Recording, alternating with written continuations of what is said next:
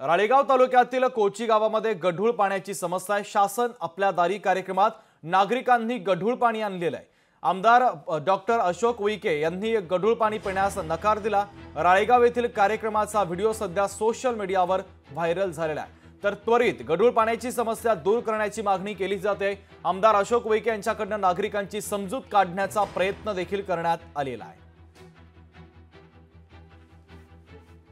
मी देखील उद्या जाऊन त्या गावाची मी समस्या जी आहे ती जाणून घेईल आणि अशा स्थितीमध्ये माझ्या लोकांवरती, माझ्या सर्वसामान्य जनतेवर गढूळ पाणी पिऊन निषेध व्यक्त करण्याची दुर्दैवी वेळ कोणावरही येऊ नये, ही समस्या मी स्वतः पुढाकार घेऊन जाईल। जरी मी आज पदावर नसलो तरी संबंधित अधिकारी कोण आहे, संबंधित ठेकेदार कोण आहे, त्यांनी दर्जेदार काम केलं किंवा नाही केलं, पाईपलाईन बरोबर आहे की नाही आहे, जी वेल असेल ना, जी विहीर असेल पाण्याची, तिथून सुद्धा फिल्टर्ड हे वॉटर आहे किंवा नाही ते देखील मी तपासून घेईन आणि लोकांना न्याय देण्यासाठी मी निश्चित माझ्या स्थानिक लोकांना विश्वास घेऊन पुढे जाईल।